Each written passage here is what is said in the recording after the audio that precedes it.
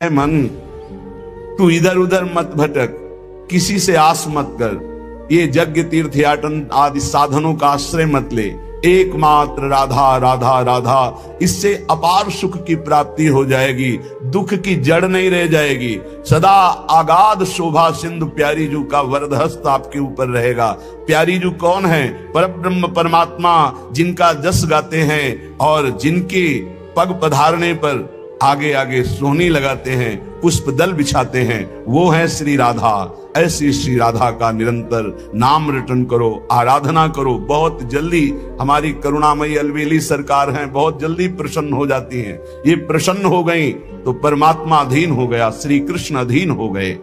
पूज्य श्री भाई जी महाराज हनुमान प्रसाद पोद्दार जी, अद्भुत वचन। भगवान जिसे अपनाना चाहते हैं उसे सब जगत ठुकराने लगता है। पकड़ो, ये जो रोना धोना शुरू कर देते हो कि अब तो हमसे कोई बात नहीं करता, अब तो ऐसा, ये भगवान की विशुद्ध कृपा है जो ये मोह जाल अज्ञान अविद्या ये तुमसे दूर हो रही है, असलियत समझ में आ रही है। विश्वास कीजिए इस बात पर, भगवान की कृपा की अवहेलना मत कीजिए। यदि तुम्हें कोई तिरस्कार कर रहा है, तुमसे कोई बात नहीं कर रहा है, तुम्हारे सामने भारी समस्याएं आ रही, तो कृपा है हमारे श्री हरि की। अब ऐसा विधान होने वाला है जिससे जन्म जन्म की बिगड़ी बनने वाली है। मान लो बात, भगवान जिससे अपना प्रेम देना चाहते हैं उसको सब जगत से ठोकर लगवा देते हैं। ऐसा ही है, ऐसा ही है। जिस पर भगवान कृपा करते हैं उसे जगत में कोई प्यार नहीं करता, और वो ठुकराया हुआ जगत का जब भगवान के द्वार पर आता है तो निहाल हो जाता है। कृपा करते हैं तब ठुकराते हैं, ये कृपा होती है। अगर चिंतामणि वैश्या बिल्व मंगल जी को ठोकर न लगाती तो भगवत साक्षात्कार की योग्यता ना थी। जगह जगह पर ऐसा देखा गया कि जब जगत की ठोकर लगी तो भगवान का द्वार उसे दिखाई दिया, फिर भगवान ने इतना ऊंचा उठा दिया कि उसे भगवान स्वरूप मानने लगे। हम बिल्व मंगल जी को बिल्व मंगलाचार्य भगवत स्वरूप माना गया।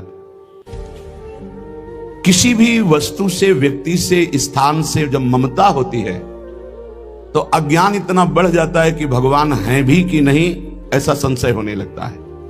ये महापुरुषों के वचन है। जब भगवान कृपा करते हैं और सब जगह से ठोकर लगती है और ममता भगवान के चरणों में हो जाती है, तब उसको जो ज्ञान, जो आनंद प्राप्त होता है वो कहीं नहीं है। जैसे हम स्वप्न में बाजार देखते हैं, मित्र देखते हैं, शत्रु देखते हैं, अच्छा देखते हैं, बुरा देखते हैं, लेकिन जब जगते हैं तो सब झूठा होता है। ऐसे ही उमा कहो मैं अनुभव अपना, सत हरि भजन जगत सब सपना। जब भगवान कृपा करते हैं तो स्वप्न टूट जाता है जगत का, जो हम ये माने हुए हैं ये मेरे, ये अपने, ये मुझे बहुत प्यार करते हैं, झूठा स्वप्न टूट जाता है।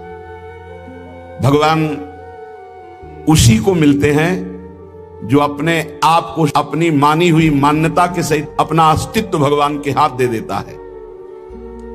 भगवान ऐसे उपासक को अपने आप को दे देते हैं। सौदा पक्का, आप अपने आप को दे दीजिए, कुछ न रहे आपका, तो भगवान अपने आप को दे देंगे। अहम भक्त पराधीनो असुतंत्र इव दीजिए, मैं भक्तों के हाथ बिका हुआ दास हूं। भगवान कहते मैं हूं भक्तन को दास, भगत मेरे मुकुट मणि।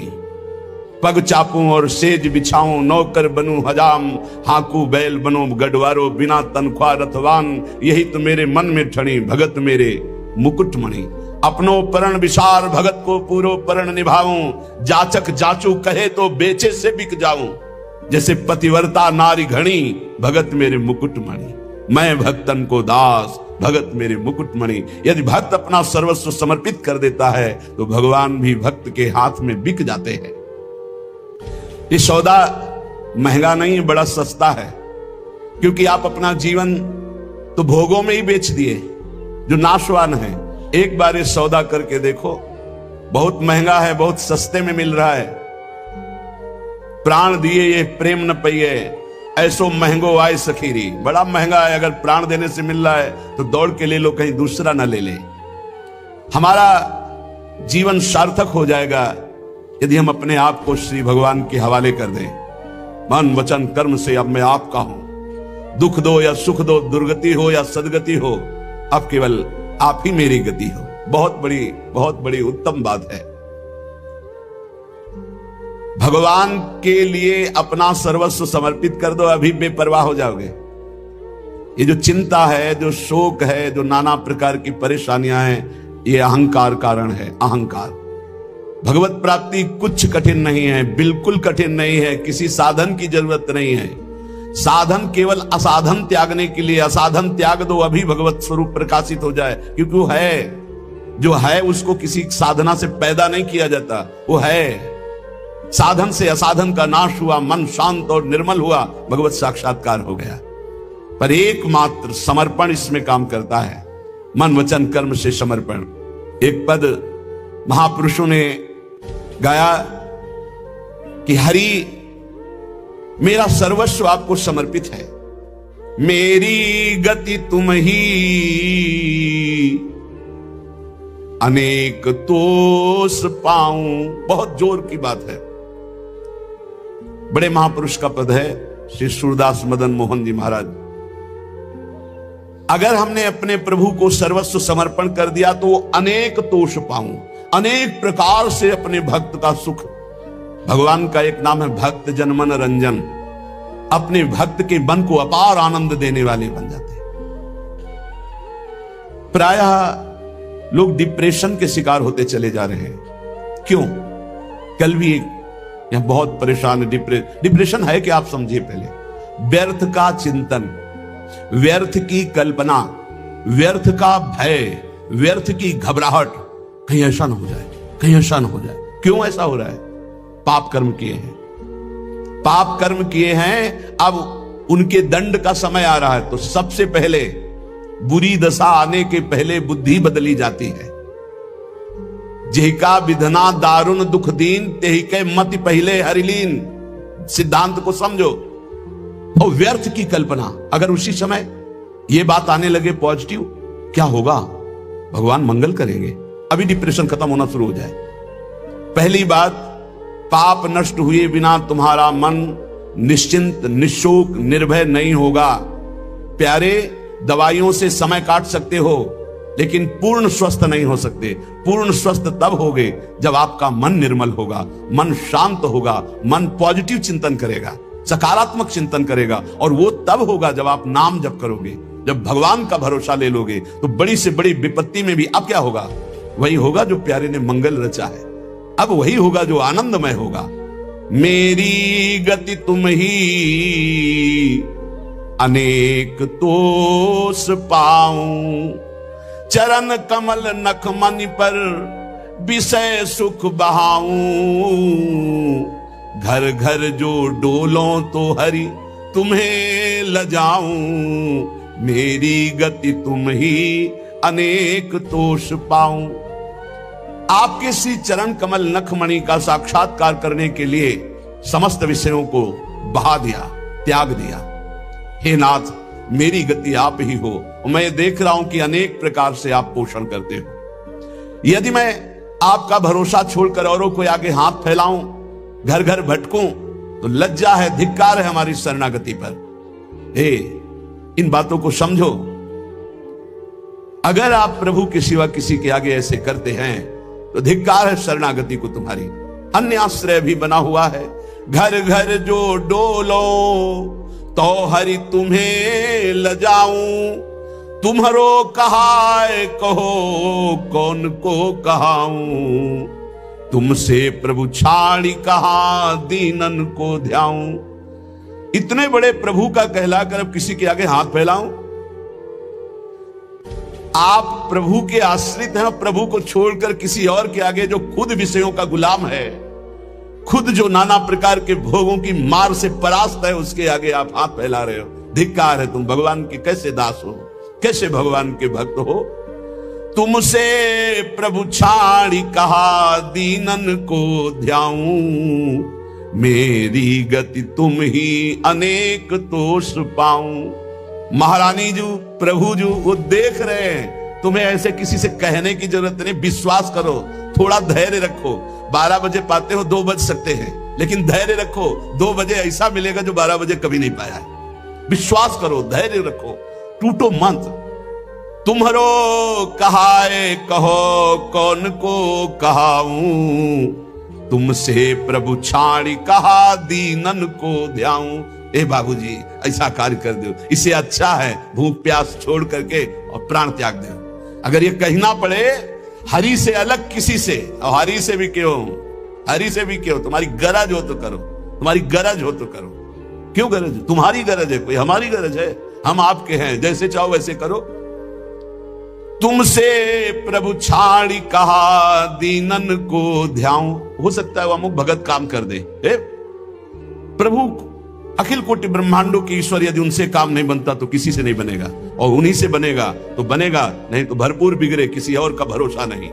बिल्कुल ये सिद्धांत हृदय में रख लो तो जीवन भी मंगलमय हो जाएगा, भगवत प्राप्ति भी हो जाएगी। हम कदम कदम पे देख रहे हैं, कदम कदम पे। मांगना शब्द नहीं है, और जो जैसे प्रभु हमारा विधान बनाते हैं वैसे हमें जीना है। हमारा परमार्थ भगवत प्रसन्नता के लिए, अर्थ के लिए नहीं, व्यवस्था के लिए नहीं। मानो हमारी कोई व्यवस्था नहीं होगी तो 50-100 निकलो, 4 गांव में जाओ, रोटी मांग के लाओ, सब बैठ करके नमक रोटी खाओ, राधा गुणगान करो। अरे बिजली नहीं रहेगी तो दीपक से सत्संग हो जाएगा, माइक नहीं रहेगा तो इतना आवाज में दम दे देंगे श्री जी की आप तक आवाज पहुंच जाएगी। और जो होना है वो पक्का होना है। हम आशा क्यों करें भोगों की, धन की और भोगी पुरुषों की? आशा भोगी आस नहीं, नहीं, आशा ही परमम दुखम नैराश्यम परमम सुखम। इधर से निराशा, आशा एक केवल स्वामिनी जी से, आशा एक केवल स्वामिनी जी से, वो भी स्वामिनी जी से कुछ लेने के लिए नहीं, स्वामिनी जी को सुख देने के लिए। आशा से दास्यम ब्रह्मानुजायास, केवल एक आशा कि मैं आपकी दासी बनूं, मैं आपको सुख पहुंचाऊं। शीश तुम्हें नाय कहो कौन को नवाऊं, कंचन उर हार छाड़ी कांच क्यों बनाऊं। मणिगण पुंज ब्रजपति छाड़त हित हरिवंश कर गई कंचू। प्रभु को छोड़कर संसारी पुरुष का आश्रय कभी नहीं। एक बार सदगुरुदेव भगवान के पास एक आए, बैठे, थोड़ी देर चर्चा हुई, फिर उन्होंने कार्ड निकाला। ये क्या है? बोले इसमें नंबर है, कभी आपको कोई जरूरत हो तो फोन करवा देना। हाँ, जब से बचपन से बाबा जी बने आज तक तुम्हारे नंबर से ही काम चलता रहा। एकदम ले चलो, हम श्री जी से बात करेंगे कि तेरे से बात करेंगे? चल, जरूरत हमें क्या है? जरूरत ना पड़े इसी बात के लिए तो बाबा जी बने पड़े। हमारी कोई जरूरत नहीं, आपको जरूरत हो तो करो। जा ही ना चाहिए कबों कछो, हमें नहीं चाहिए। हम तो उसी में राजी है जिसमें आप राजी हो। जैसे रखोगे वैसे, ज्यो ज्यो राखत हो त्यों त्यों रहियत हो हरि। भगवत शरणागत चाहे गृहस्थ हो चाहे विरक्त, अन्य आश्रय नहीं, भगवत आश्रय। शीश तुम्हें नाय कहो कौन को नवाऊं, कंचन उरहार छाड़ी काच क्यों बनाऊं। अब तो जागृत शयन रहत उरु पर मणिकंचन ज्यों पाची। प्रियालाल मणिकंचन में जैसे नीलमणि में कंचन, ऐसे हमारी माला की तरह युगल सरकार हृदय में पड़े। अब ये संसारिक राग कांच थोड़ी पहनेंगे। शोभा सब हानि करूं जगत को हंसाऊं, हाथी ते उतरी कहा गदहा चढ़ाऊं। अरे भाई, अब हंसी नहीं करवाएंगे कि देखो भगवान के दास हैं, हाथ केती कायु केतिक जीवन का है बिना सत्कात हटकत। भगवत दास कहला करके दांते निपोर करके किसी से पैसा मांगना, इससे अच्छा है अन्न जल त्याग करके प्राण त्याग कर दो प्रभु के लिए। क्या ये जीवन है? संतों को, भक्तों को, भागवतों को कोई भिखारी न समझे। वो भिखारी नहीं है, वो बादशाह है। और जो भिखारी है वो भगवान के दास नहीं होते। भिक्षा के लिए केवल अन्न के टुकड़े की आज्ञा की है आचार्यों ने। भिक्षान्नम औषधम, भूख लगेगो मांग खाऊंगो गिनो न सांझ सवेरो। अगर धैर्य नहीं है तो ये सिद्धांत, और धैर्य है तो आकाश वृत्ति लेकर बैठ जाओ। वो तुम्हारे प्राणों का जब पोषण करना होगा तब भेज देंगे, और प्रणाम करके हाथ जोड़ के विनय करके तुम्हें पवा जाएंगे। उनके भरोसे तो होके देखो। कह रहे शोभा सब हानि करूं जगत को हंसाऊं, हाथी ते उतरी कहा गधा चढ़ी धाऊं। मेरी गति तुम ही अनेक दोष पाऊं। भगवान का दास के ये शोभा धारण किए हुए, जिसने अनंत ब्रह्मांडों का सृजन पलक झपकते कर दिया, हम उसके दास हैं। भूखे रहेंगे तो भी उसके दास हैं, थके रहेंगे तो भी उसके दास है, महलों में राखे चाहे झोपड़ी में बास दे उसी के दास है। हम लोगों की ट्रेनिंग इसी बात की होती, कभी घी घना, कभी मुट्ठी भर चना, और कभी वो भी ना बना तो भी जय हो वाह वाह। हमें क्या कहा जाता है? वाह वाह वाह वाह, तुम्हारा जीवन वाह वाह, हर कदम हमारा आगे बढ़ेगा वाह वाह। आगे बढ़ेगा। अब हाथी ते उतर के गधा में तो चढ़ना शोभा नहीं देगा। अर्थात भगवत शरणागति स्वीकार करके और जन जन से मांगना, जो मांगे सो बिल्कुल समझो भिक्षुक है, भक्त न सुने कभी भिखारी। ये बहुत घटिया बात है जो बाबा जी होकर के रुपया मांगता घूमे, बिल्कुल घटिया बात है। और ये भगवान की शरणागति पर कलंक है, और ऐसे कभी भक्त होते ही नहीं। और हमें लगता है ऐसों को बढ़ावा देना भी नहीं चाहिए, नहीं देना चाहिए। जो रुपये से अपनी वासना का पोषण करें और भगवान के नाम पर कलंक, दासत्व का कलंक धारण करें, नहीं। ये हमारे शास्त्र सिद्धांत गरज कर कहते हैं। अरे घुटने टेके, हमने देखा है महापुरुषों को देखा है। एक गरीब किसान अगर 10 रुपया निकाल के देता है, हाँ इसे आराम से रख लिए, और वही 18 लाख रुपए आकर के दे रहा सामने रख, उठा, नहीं सरकार आपकी सेवा, क्यों तुम्हारे बाप के नौकर सेवा में लगा दे, उठा चल। क्यों? उसको क्यों देखा? क्योंकि वो अहंकार से दे रहा है कि हम बड़े धनी, और वो गरीब बड़े धन्यता से दे रहा है, मालिक हम तो देने लायक नहीं, गरीब आदमी 10, तो उठा करके बड़ी प्रशंसा करते हुए और उसको रखते, और एक वहीं बड़ी धनराशि देता, अपमानित करके हटा देते। चलो कैसे समझा जाए? दुर्योधन कह रहा है आओ दुशासन के महल में, देवराज इंद्र को भी जो भोग दुर्लभ है वो है, मानो भगवान को कह रहा है कि आओ जो तुमने नहीं पाया होगा वो पाएंगे। वहां से चले आते हैं, देखते भी नहीं, और विदुरानी के हाथ के केले के छिलके पाते हैं। जैसा मेरे स्वामी का स्वभाव, वैसा सेवक का भी स्वभाव होता है, वैसे उनके संतों का और भक्तों का स्वभाव होता है। वो कभी वैभव पर झुकने वाले या बिकने वाले नहीं होते हैं। शोभा सब हानि करूं, जगत को हंसाऊं, हाथी ते उतर कहा गदहा चढ़ धाऊं। एक जगह है जहां ये पश्चाताप होना चाहिए कि मेरे पास वो कुछ नहीं है जिससे मैं इनको लुभायमान कर सकूं। वो है संत, वो भगवान के जन, जिनके सामने जाकर तुम्हारा सब हेकड़ी धूल धूसरित हो जाए और लगे मैं इनको रिझाऊं कैसे, मेरे पास तो वो है ही नहीं जिससे ये रिझते हैं, ये लगना चाहिए। हाथी ते उतरी कहा गदहा चढ़ धाऊं, नंबर ले लिया, उसको संभाल के रख लिया। क्यों? कब जब जरूरत पड़ेगी तो फोन करेंगे। करो फोन, इनका यमराज का फोन जब आएगा तो ये कोई फोन तुम्हारे काम नहीं करेंगे। अगर हरि का केवल नंबर रखा है, सेव है एक नंबर, एक ही नंबर सेव है, राधा राधा राधा, तो ठीक घंटी बजते ही उत्तर मिलेगा। और अगर सैकड़ों नंबर सेव है तो किशोरी जी जानती है इसको हमारी विशेष आवश्यकता, इसके बहुत से नंबर हैं, देख लो मोबाइल वालों। आखिरी नंबर इन्हीं का लगता है, तो पहला जो इनका नंबर और आखिरी नंबर इन्हीं का रखेगा। पहला भी नंबर है और आखिरी भी इन्हीं से, आदि भी इन्हीं से, अंत भी इन्हीं से, तो मध्य भी इन्हीं का। जीवन मंगल में हो जाएगा। हमारी बात मान लो, हम जीवन भर के अनुभव की बात करते ऐसे, अब तो बिगड़ा और भरोसा इनका तो ऐसा चट संभल के खड़ा हो गया, पूछो मत। कई ऐसी घटनाएं बड़ा सब व्यवहार का सिस्टम में देखते हैं हम। किसी भी तरह का कोई प्रतिग्रह लेने की यहां आज्ञा नहीं है, किसी भी तरह का कोई प्रतिज्ञा। और बड़े बड़े खर्चे का जब आता है तो देखते कैसे श्री जी करती, केवल श्री जी स्पष्ट दिखाई देता है। ये स्वामिनी, मैं इसको जानता भी नहीं कौन है, और रोकर घुटने टेक करके अपने आप व्यवस्था कर जाता है। तो शोभा सब हानि करूं, जगत को हंसाऊं, हाथी ते उतर कहा गदहा चढ़ धाऊं। जब वीर शिवाजी को पता चला कि जिन तुकाराम जी महाराज का ऐसा प्रताप है, उनके घर में खाने की भी व्यवस्था सही ढंग से नहीं, ढेर लगा दिया, अन्न के बोरे, घी के बड़े बड़े टीन, बूरा के बोरे, सब व्यवस्था। आप कीर्तन करके जब घर पधारे तो बोले ये सब क्या? बोले छत्रपति वीर शिवाजी ने सारी व्यवस्था की। पत्नी ने बताया, बोले इसी समय तुरंत घर से बाहर करो, सब, एक भी दाना नहीं रखना। जबकि महाभागवत शिवाजी थे, एक भी दाना नहीं, हम केवल हरि के दिए जीते, हम किसी और के नहीं, हम केवल विठ्ठल के दिए जीते, ये नहीं, सब हटवा दिया। जो चक्की में थोड़ा पीसा गया था ना, वो तक हटवा नहीं, हम हरि के दिए जीते हैं। अगर वैभव हरि में देकर वैभव में रखना चाहते तो जय जय आपके, आप हमें अगर आप फुटपाथ पे रखना चाहते हो तो जय जय। ये केवल प्रवचन नहीं, दोनों जीवन है। कुमकुम लेप छाड़ी काजर मुंह लाऊं, कामधेनु घर में तजी अजा क्यों दुहाऊं, मेरी गति तुम ही अनेक तोष पाऊं। यदि आपके सिवा किसी और की तरफ देखूं, आपकी तरफ देखने का मतलब है कुमकुम का लेप होना, और दूसरों की तरफ देखने का मतलब है काजर की लेप होना। आपसे प्राप्त करना मानो कामधेनु, और दूसरों से चाहना मानो बकरी का दूध। नहीं चाहिए। कामधेनु जब घर में है तो मुझे अजा का दूध नहीं चाहिए। कनक महल छाणी अब क्यों परन कुटी छाऊं, पायन जो पेलो प्रभु तो नानत जाऊं। अब तो हर समय आपके चरणों के समीप रहते हैं, मानो हम महल में रहते हैं प्रिया प्रीतम के। अब हम पर्णकुटी क्यों छाएं जब महल में हमें वास मिल गया। अब आप लात मारो तो भी आपको छोड़ने वाले नहीं। पाइन जो पेलो प्रभु तो न अनत जाऊं।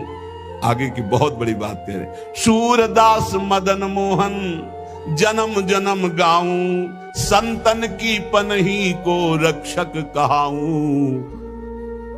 मेरी गति तुम ही अनेक तोष पाऊं।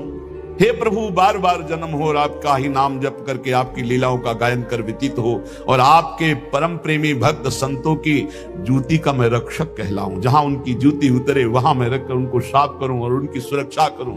संतन की पनही को रक्षक कहाऊं, मेरी गति तुम ही अनेक तोष पाऊं। एकमात्र अपने आराध्य देव का आश्रय, और आराध्य देव का आश्रय जब सदगुरु के द्वारा मिलता है तो एक खास बात होती है, उसमें संबंध पकड़ने वाली बात है, बड़े भाव का विषय है।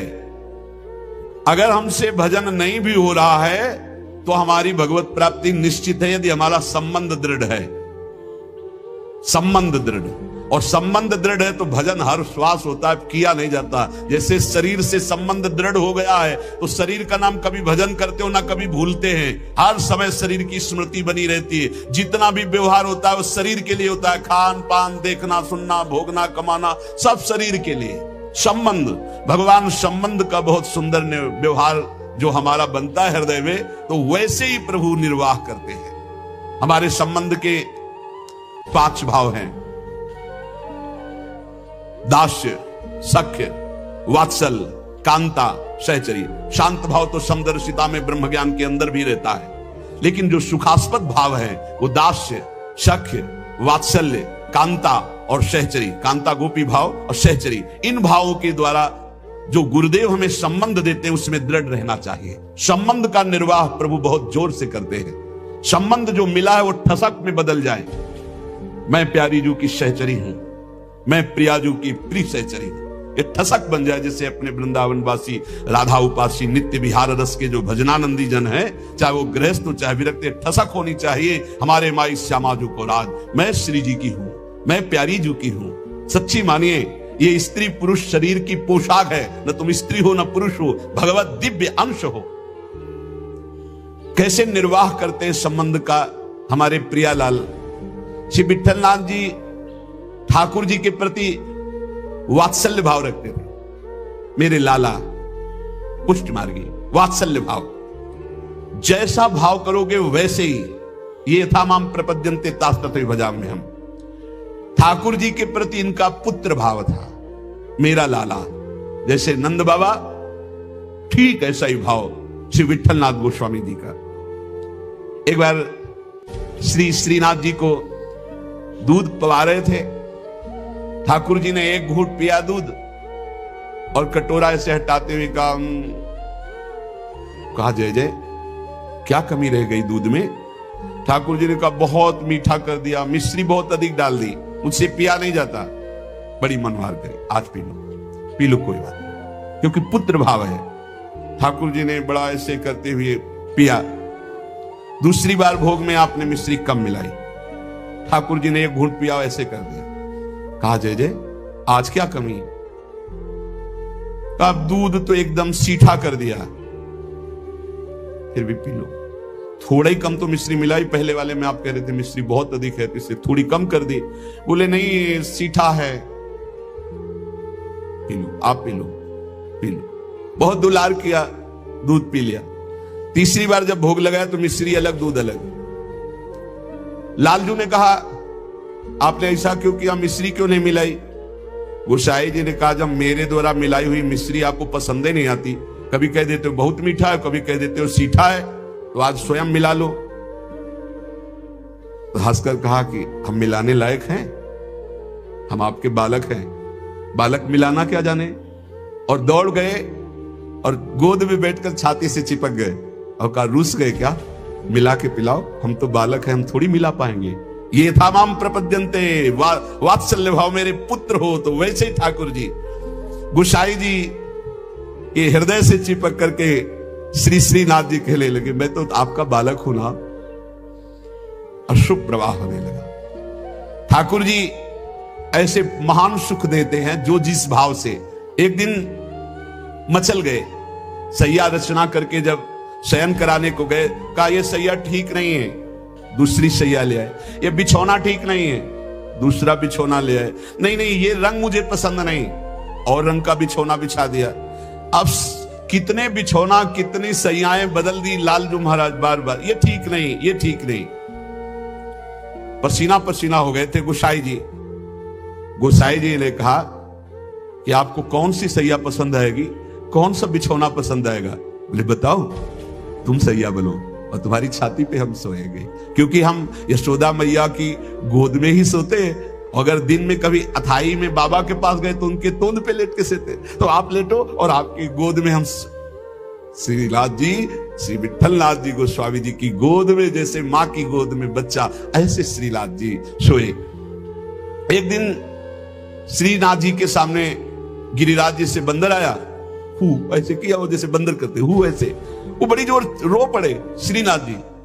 और गोस्वामी जी सेवा में थे, तत्काल गोस्वामी जी के ऐसी गोद में चिपक गए और कहा बंदर मुझे डर लगता है।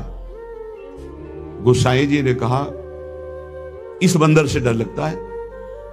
बड़े बड़े भयंकर बंदर, न जाने कितने महाबली बंदर और बड़े बड़े भयंकर राक्षस रामावतार में तुम कैसे मारे होगे राक्षसों को, और कैसे तुम्हारे साथ बंदर सेना थी, हमारी तो समझ में नहीं आता। ऐसे कह के मन में पर्वताकार बंदर, महाभयानक राक्षस हो। यहां छोटे से बंदर को देख के चिपक गए और डर करके कहते मुझे बंदर से डर लगता है। जब शयन करने गए तो ठाकुर जी ने शयन में कहा कि देखो गोसाई जी, एक ही भाव रखो, एक म्यान में दो तलवार नहीं होती। यदि पुत्र माना है तो केवल पुत्र मानो, अगर भगवान मानोगे ऐश्वर्य तो फिर पार नहीं पाओगे, हम ऐसा ऐश्वर्य दिखाना शुरू कर देंगे। अगर पुत्र माना है तो केवल पुत्र ही मानो, तो तुम्हारा बेटा बंदर से डरेगा कि नहीं? तो हम वैसे ही डर रहे हैं जैसे बेटा डरता है। और अगर ये कि भगवान ऐश्वर्यशाली, तो फिर पार नहीं पाओगे, हम इतना ऐश्वर्य दिखा देंगे। एक म्यान में दो तलवार नहीं रहती। गोसाई जी जगे एकदम, और श्रीनाथ जी को देखा पास में, गले से लगा करके दुलार करते हुए, वात्सल्य भाव। एक दिन चूड़ी पहनाने वाली आई। गोसाई जी ने कहा कि जाओ हमारे घर में जितनी बहुएं हैं सबको चूड़ी पहना दो और पैसा यहां ले लेना आके। आपके 7 पुत्र थे तो 7 बधुएं थी। गोसाई जी ने यह नहीं कहा कि 7 बधुओं को पहना देना, कहा कि मेरी जितनी बहुएं हैं उन सबको चूड़ी पहना दो और पैसा यहां से ले जाना। अब उनकी 7 बहुएं तो चूड़ी पहनी, 8वीं श्री स्वामिनी जी पहुंच गई अपने कर कमल। जे ही उस चूड़ी पहनाने वाली ने श्री जी के कर कमल को देखा, अशुभ प्रवाह, आनंद मूर्ति हमारी प्यारी जो है, अशुभ प्रवाह होने लगी। ऐसा उसको लगने लगा कि आनंद के आवेग में मुझे मूर्छा आ जाएगी। नीलांबर का हल्का सा घूंघट है, मनो मृणाल, मनो कमल लाल, ऐसे सुंदर कर कमल। वो सोच रही इनके कर कमल में पहनाने लायक तो चूड़ियां ही नहीं हमारे पास। श्री जी ने इशारा किया, पहनाओ। किसी तरह वो प्रेम शिथिल होते हुए जैसे जैसे इशारा होता गया वो चूड़ियां पहनाई। बहुत देर तक वह शुभ प्रवाह करती रही। इसके बाद गोस्वामी जी के पास उसको ले जाया गया। गोस्वामी जी ने 7 बहुओं की चूड़ी के कितने पैसे होते? तो उसने कहा 7 नहीं 8। गोसाई जी ने कहा 7 बहुएं तो तू 8 की बात कैसे कह रही? तो उसने कहा मैं कसम खा के कहती हूं मैंने 8 बहुओं को। तो बोले जब 7 हैं ही तो 8 कैसे? तो उनका मैं कसम खा के कहती हूँ 8 बहुएं थी और मैंने 8 को पहनाई है, और जो 8वीं थी वो इतनी सुंदर थी, इतनी, और रोने लगी। गोसाई जी ने कहा कि ऐसा कैसे हो सकता है, चलो इससे झंझट हटे। 8 बहुओं की चूड़ी पहनाने के पैसे दे दिए। जब रात्रि में शयन किया तो श्री जी ने गोसाई जी से कहा कि उस चूड़ी वाली से क्यों झगड़ रहे थे? क्या आप प्रीतम लालजू को आप अपना पुत्र नहीं मानते? हाँ पुत्र तो है ही वो, हमारे मानने की क्या बात है। तो मैं कौन हूं? पुत्रवधू हुई कि नहीं? अगर आप कहते 7 बहुओं को पहना दो तो मैं कदापि नहीं जाती। आपने कहा मेरी सब बहुओं को पहना दो, तो 8वीं मैं हूं, मैंने ही धारण। श्री जी के इन वचनों को सुनकर गोसाई जी तत्काल उठे और बैठे बैठे रात भर रोते रहे कि लाडली जू कितनी कृपालु, कितना भाव स्वीकार करने वाली है। यहां एक बात ध्यान रखनी है कि गुरु प्रदत्त भाव के अनुसार, संबंध के अनुसार जब सेवा की जाती है तो बहुत जल्दी वो सेवा सिद्ध हो जाती है। आराध्य देव बात करने लगते हैं। भक्त की हर बात को प्रभु सुन रहे हैं। गोसाई जी ने कहा जाओ सब बहुओं को चूड़ी पहना दो, सुन रही ना श्री जी, इसीलिए चूड़ी पहनने गई। हमारा भाव दृढ़ होना चाहिए, भाव में कमी नहीं होनी चाहिए। जैसा हम भाव गुरु प्रदत्त करेंगे वैसा ही इष्ट देव अनुभव कराएंगे। जाकी रही भावना जैसी, प्रभु मूरत देखी तीन तैसी। एक अयोध्या में उमापति नाम के महापुरुष निवास करते थे। ये बहुत शास्त्रों के ज्ञाता और भजनानंदी महापुरुष थे। तो इनको अपने में भाव आता था कि मैं गुरु हूं राम लक्ष्मण भरत शत्रुघ्न का, ये मेरे पुत्र और शिष्य के समान है। तो ये जब मंदिर में जाते कनक भवन में, तो कनक बिहारी राम जी को ये माला खरीदते हो, पहन के जाते और अपना पहना हुआ माला देते कि राम जी को और लक्ष्मण जी को पहना दो। और सीता जी के लिए कहते कि आधा दरवाजा मोड़ दो, पर्दा कर दो, बहू है हमारी। ये रोज ऐसा करते, पुजारी वैसा ही कहते, जैसा ही कहते, क्योंकि महापुरुष थे उमापति जी। पर वैष्णव जन, संत जनों को अच्छा नहीं लगा कि भगवान को अपनी पहनी माला पहनाते हैं। सब वैष्णव जन खिलाफ हो गए और कहा ऐसा नहीं हो सकता, भगवान केवल तुम्हारे नहीं कि तुम आकर अपनी प्रसादी माला भगवान को पहनाते हो। तो उन्होंने कहा यदि आप लोग ऐसा कहते हो तो हमारी बात सुन लीजिए। गुरु के सामने शिष्य कभी अमनिया माला पहन ही नहीं सकता। वो हमारे शिष्य हैं। बोले हम तुम्हारी इन बातों को नहीं मानते भावुकता की, लेकिन कल से आप ठाकुर जी को अपनी प्रसादी माला नहीं पहनाएंगे। वो अमनिया माला लेके आए 10 और कहा लो पहनाओ। तो जो राम जी के गले में डालते टूट के गिर जाती, लक्ष्मण जी के गले में डालते टूट के गिर जाती। 10 माला पहना दी, वो सब टूट के गिर गई। सब संत और वैष्णव खड़े देख, बोले देखा ये भला अमनिया पहन सकते हैं जब मैं इनका गुरु हूं। वशिष्ठ भाव से वो रहते। फिर उन्होंने माला मंगवाई और सामने माला पहनी और जे ही दी कि लो पहनाओ। वो माला टूटी नहीं, वो माला धारण